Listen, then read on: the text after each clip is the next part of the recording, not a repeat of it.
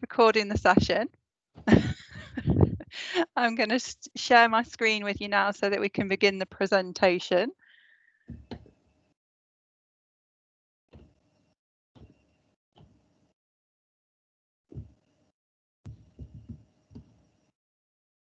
Okay, so thank you for coming today. Today we are doing a workshop on time management and delegation.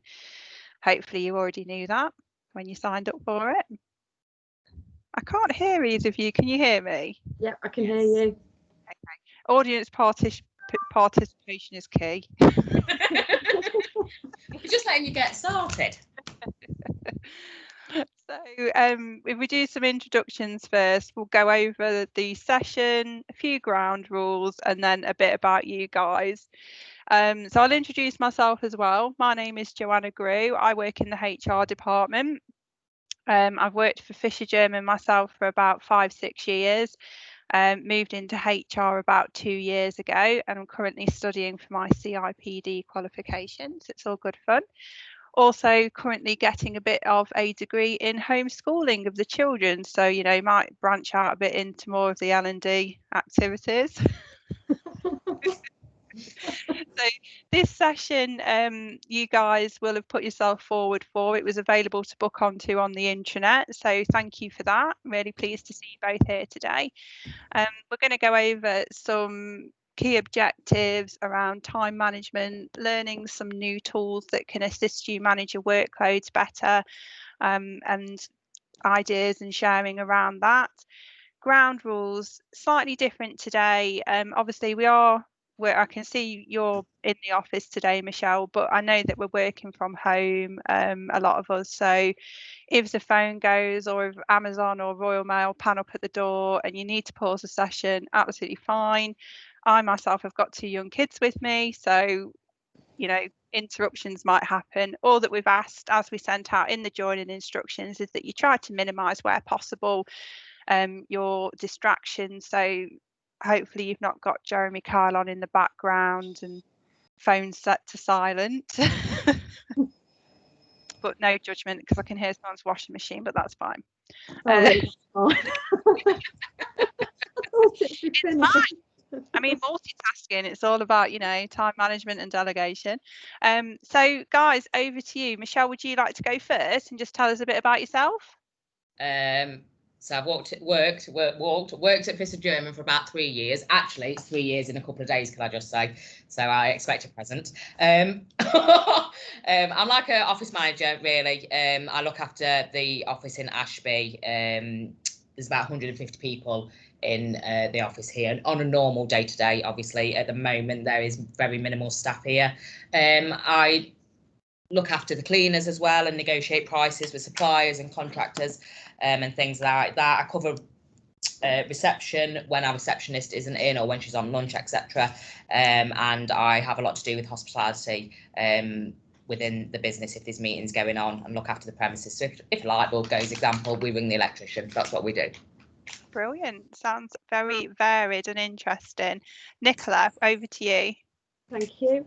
So I work in the utilities department. I've worked for Fisher German for 21 years. Ooh, I think. You don't look old enough, Nicola. I look after a team of about 15 LMCs, which are line maintenance contractors. So that can be anything from booking accommodation, booking a training, basically anything they need to do their day-to-day job, PPE. I also arrange jobs for them to go out and supervise work near the pipelines. Alongside that, I do all the invoicing for the mainline and SO contracts. I do all the LMC expenses, basically anything and everything. Brilliant. Again, so a long to-do list. Yeah. Full to-do list, very busy. Yeah. Okay, so if we move on to some of the course workshop, streamlining. So one really interesting fact here, we have to process the same amount of information in a week that 100 years ago our ancestors would process in an entire lifetime. So if you think what we've got going on today, smartphones, televisions, advertising bombardment, notifications on your phone, there's so much input that we have to deal with. So therefore, it's about bringing some order to the chaos, being disciplined and setting boundaries by modifying your behaviour. So we're going to move on to a short activity. What I want you to do is just have a quick think and let me know, like jot down some notes, and we'll come back. So we give you sort of 30 seconds, sort of how you manage your time and what you sort of consider your main challenges and interruptions at work. So if you can have a think of those for me, and then I'll come back to you in about 30 seconds, and I won't sing to you, so there's no hold music. Excellent.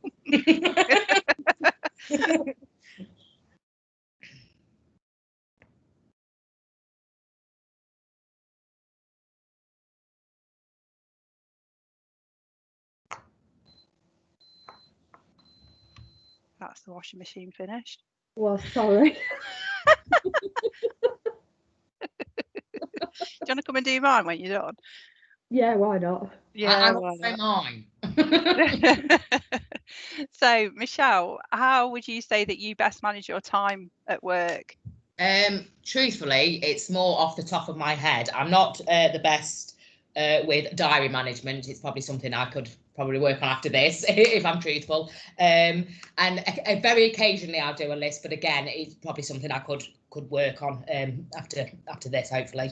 Anything that comes urgent, obviously that will get done first. I can prioritise just by hearing what needs to be done. Obviously, if a computer isn't working and the phones aren't working, for example, that needs to be fixed. We're a business, it needs to run. So that's how I would prioritise, really. I just do it off the top of my head, really. I think once you're in this job, because it's so varied, and you need to work the job to really be able to do that anyway. Yeah. When I'm on reception, though, it's the constant interruptions that is my main challenge. So obviously the phone, people coming with ad hoc, last minute things that need to be done is really the only challenge, I would say. Okay.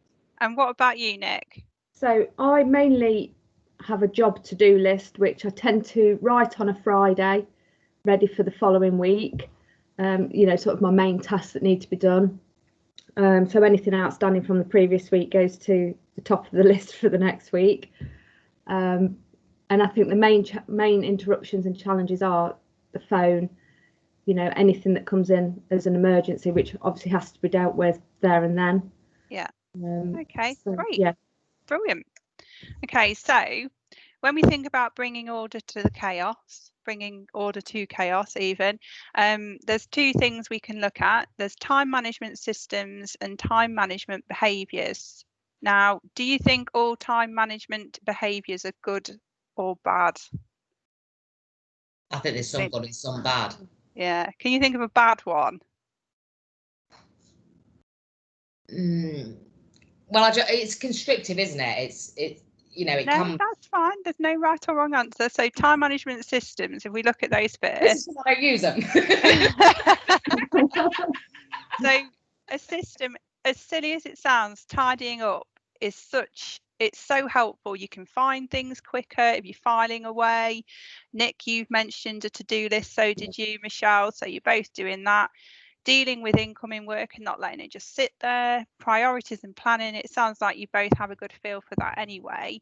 Routines, manage your diary. Michelle, you touched on that. And buying time is also something that we'll come on to. So time management behaviours, delegation, being assertive, energy level management, monotasking, managing your distractions, unplug, procrastination and discipline. So again, where we touched on there, so procrastination would be a negative time management behaviour, but we're all guilty of doing it. Sometimes it's about finding the tools to sort of push through that. So look at that. This is a picture of my desk earlier. Chaos, bringing order to the chaos. What would you actually think if you saw somebody's desk like that? Well, I think no one worked there. I think it was like the bin area. This is the filing pile. Yeah. So a recent study found that office clutter does undermine productivity and motivation, and 57% do judge their co-workers on their workspace. So actions: spring clean, analyse the clutter. What can be thrown away? What do you really need to keep? Does it need to be on your desk or can it be filed?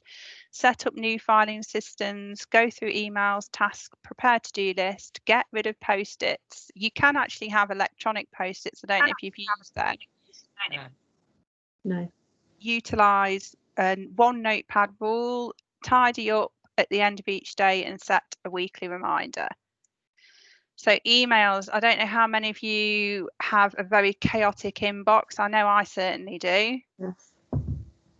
Emails, aim for an empty inbox at the end of the day, which sounds easier said than done. But one thing that I think people tend to forget is we do have Mimecast here. Do either of you use your Mimecast? Yeah. No, and I need to, because I keep saving emails that I don't really need to save. Yeah, I do that as well though, because you feel like it's more easier accessible in a folder, but it is quite easily accessible in Mimecast. Yes. I can send you some information on Mimecast that I've got, so I'll make a note of that and I'll send that out at the end of the session along with this slide. You did all get the material I emailed out for making notes, didn't you? And a copy of these slides. Yeah. Sorry, I should have checked that at the beginning, but the virtual training is new to me, so sorry about that. And to us. Yeah. It's all good fun. Learning as we go. So yeah, I'll send something over for you for that that you can use together with this sort of coursework to remind you of Mimecast and how you can really use that to maximum effect. So incoming work, we love an acronym. So we like the RAFT method. So if you get something that comes in, try the RAFT method. Can you refer or delegate it? Act on it. I like to use a little method with my incoming emails and incoming work that if I know I can do that in 5 to 10 minutes, I'll do it straight away, get it ticked off and gone, which is quite handy because then you feel like you've accomplished something because it's ticked off the list, and it's something that you've done it and you've got it out of the way. File it or add it to your to-do list, or if it's junk or if you've been copied in for no reason other than someone likes to copy you into emails, because we get a lot of that, just delete it, bin it. You don't need it. And there's a little picture of us with our workloads, which I'm sure we've been feeling that recently. So next I'm going to come on to a short video. It's called Rocks, Pebbles and Sand. So I'm just going to hit play and then we're going to do a little activity at the end of this.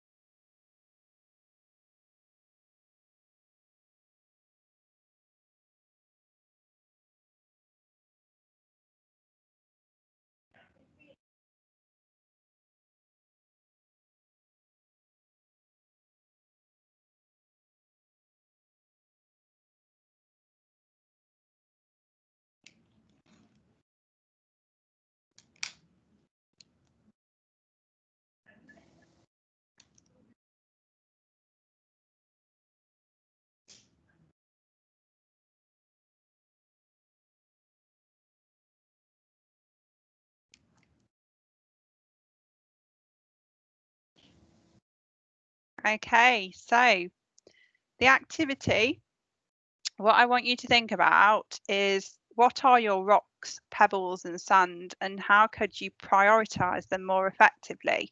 So we're just going to take 30 seconds for you to have a think about what your rocks, pebbles and sand are. Don't necessarily need you to do this on work. If you want to think more about your personal life, if you want to apply it to that, that's absolutely fine. So we'll just take 30 seconds and I'll come back to you in 30 seconds.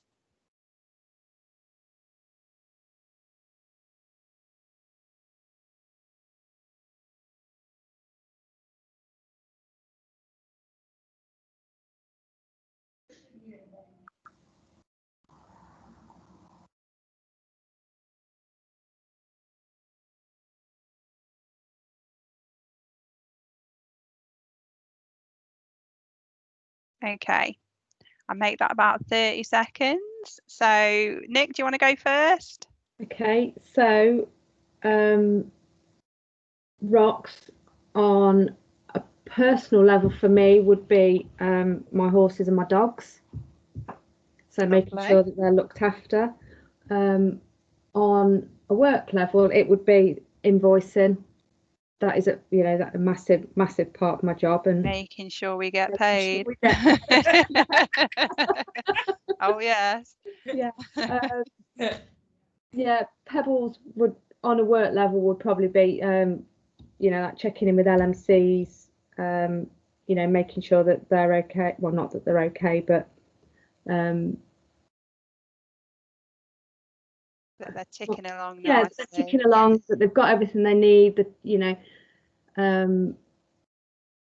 yeah. What about your sand? My sand would be, I would say, as I call it, the boring stuff, the e-learning. What, that essential compliance related e-learning? No.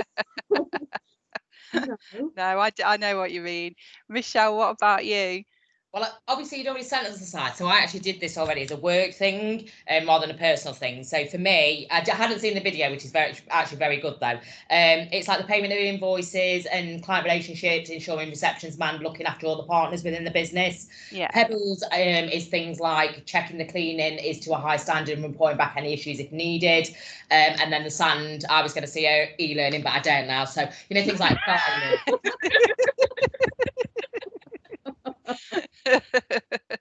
Okay, brilliant. No, that's really good. Thank you both. So we've touched on the systems that we can use and the time management systems in order to try and bring chaos to our days. And one of them, Michelle, you highlighted this, the diary management. Yeah. So some tips for diary management: be realistic with appointments, allow an account for the small tasks, block regular admin time in your diary, review daily, and consider use of your electronic diary. When it comes to considering the use of your electronic diary, just some further points: recurring appointments for regular tasks, task reminders, electronic to-do list, meeting scheduler, and follow-up flag on emails. And again, I've got some handouts to send at the end of this, which will touch on things like your electronic diary, follow-up flags, post-it notes, all some little useful tips that you can use along with this when we've finished. With the being realistic of appointments, I think a tip for you, Michelle, when you mentioned about the phones, and you might have a particular big task on the day which might take you half a day, but really realistically, with your interruptions on the phone, you're probably going to be looking at booking the whole day out for that task, really. So yeah. It's tips like that, really. You know that you're going to have the interruption, so don't try and cram in like 2 big meetings when you know you're going to have the phone calls and things like that. So yeah. Okay, so buying time, this is quite a controversial one, really. I mean, not all of us have got the spare money to do this, but what do you hate doing the most? Could you outsource your ironing for £20 a week? Could you get a cleaner in to actually buy some time? The working week is based on the other half being at home doing the cooking, cleaning and shopping, and we're not living in a society like that now. So it's definitely food for thought, and having a think, even if you trialed it for a couple of weeks, see sort of how it fits in with your lifestyle. It's something that's just worth thinking about. So delegating, what stops you from delegating?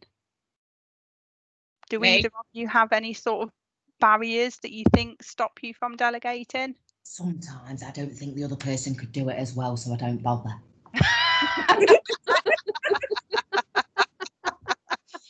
Right, well, I think we all feel that. So some tips on effective delegation would be, see it in the way that I like to see it is like an investment in your time. If you spend some time being specific, agreeing the deadlines, and sort of being really clear on what you want and what you expect back, that person will learn, hopefully. I mean, there's all kinds of tools that we can try to sort of get people up to speed, but see it as an investment piece. Yes, it's going to take you longer to explain it to somebody and to delegate it, but just think of the input you're having into their learning and development, and overall the effect you're going to have on your own time management and diary. So being assertive, what sort of tones or body language do you think wouldn't work if you're delegating? I was going to say being aggressive. That was the first thing that came to mind. I'm going to be aggressive.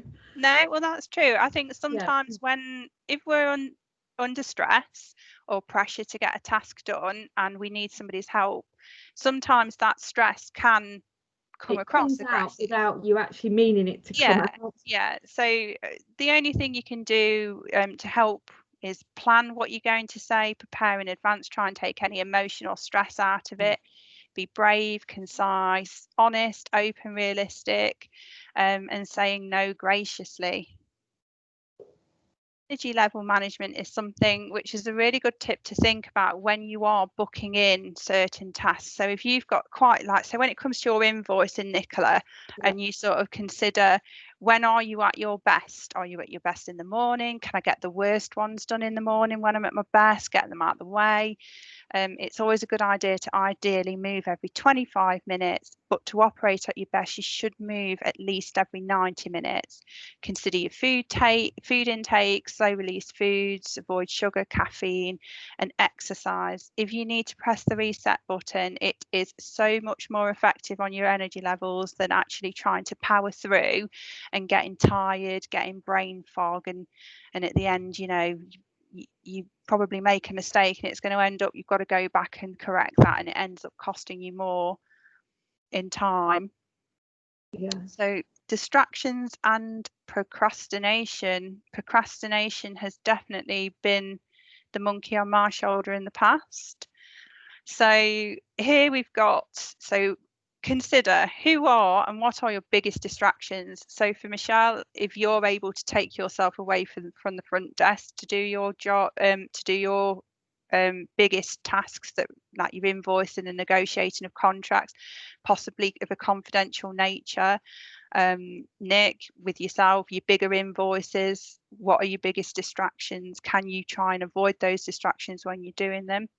I have to say it's been better since I've been working from home doing the invoicing. That's it. Well, we're adapting to that change at the moment. So maybe when it comes to invoicing, you carry that thing on going forwards and keep doing that. One thing I do like on this list is when you've got something you don't want to do, make it your first task, get it out of the way. Don't let it fester in the back of your mind. You keep thinking, because it will distract you from what you are doing, and ultimately getting it out of the way, you will feel so much better for it. Another thing that just worth a mention is the obstacle analysis grid. If you've got something to do and you do feel like you really don't know why, it's just like, not really sure, the obstacle analysis grid there will usually 99.9% of the time contain a reason why you're not doing it. So I want to go on holiday. Regarding the current situation, that's